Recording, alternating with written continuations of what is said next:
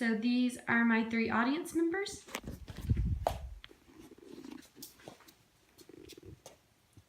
Have you ever met someone that's just a really kind-hearted person and they're always looking out for other people versus themselves? Or how about someone that is also very humble and does not boast about all the achievements they've gotten in their life? Well, I can think of someone, and their name is Pope Francis. Pope Francis has done so many great things since he has been selected as the new Pope. And he is such an amazing person. And he even chose the name Francis when he was selected as the new Pope because of the saint Francis of Assisi, who cared deeply about other people. Pope Francis is a caring person that has brought the Catholic Church closer together. He has such an interesting story which makes him very unique. And his entire papal term so far has been dedicated towards others and improving all aspects of the Catholic Church. Let's take a look at how Pope Francis's life was before he started his papal role. Pope Francis was just your average, everyday person. His original name was George Mario Bergoglio. He was born into a working-class family in Buenos Aires, according to Russell Shaw from Newsweekly. Shaw also said when Bergoglio was 17 years old, he had an encounter with a special sense or God's presence in his life.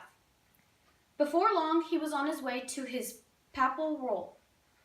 According to biography.com, Bergoglio was ordained in December 1969, and then in 2001, he was made a cardinal by Pope John Paul II, which was also said in biography.com.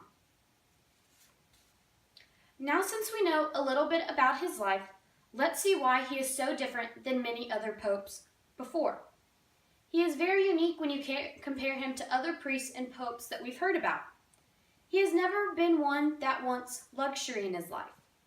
It is so unique that he still will ride the subway to this day, and he also will not hire a cook because he doesn't want anyone to have to be his servant. And that was also said in an article written by Shaw. I can remember when I was still taking my religious education classes about hearing when he had first become the Pope, the new Pope, that he would not live in the Apostolic Palace like many other popes had done for several years prior to him. Shaw also included in his article that he is a pope with many firsts. He is the first from the Southern Hemisphere and also the first non-European priest in over 1,000 years. Pope Francis is also the first pope to be a part of the Society of Jesus, also known as the Jesuits. Pope Francis is a man who thinks about others. He has always been seen as a selfless man to many. There are so many books and documentaries that talk about his goodness. According to Elaine Cooper from Booklet magazine, who wrote an article about one of the books that was written about him, she called him a builder of bridges with his inlet goodness.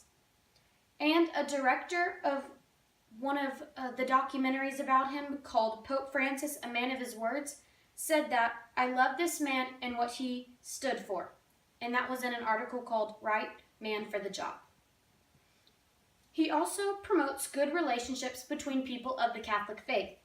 According to Courtney Grogan, Pope Francis has been promoting relationships between priests and their bishops. The main reason he wants to do this so if the priests are having an issue or are struggling at that time, that they can feel comfortable going to the bishop and asking for help and guidance. Also, his goal is for all Catholics to support one another in the good times and the bad, which is very important for any faith. It is so difficult not to appreciate the man that Pope Francis is. Pope Francis was just an everyday person who now became our Pope. Even after his papal role began, he remained humble and stuck to his ways. He never wanted luxury in his life, and Pope Francis is selfless and always thinks about the Catholic Church before himself. In just one quote from Pope Francis, it explains what his entire goal for Catholics are. It says, "This is important, to get to know people, to listen, and to expand the circle of ideas. The world is crisscrossed by roads that come closer and move apart. But the important thing is that they lead towards the good. So let's all be grateful for the amazing things that Pope Francis has done for the Catholic Church. Thank you. And now if there's any questions that y'all would like to ask me during this time, y'all can go forth and do that.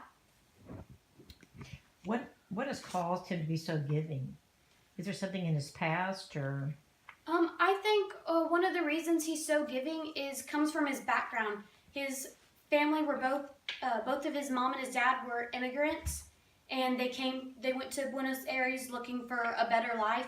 And I think that really helped him to be more giving because he saw how his family had to work really hard for what they had. What is your favorite thing about Pope Francis? I think it's really unique how he doesn't want anyone to kind of be a servant, I guess you can say. He doesn't want someone to cook for him.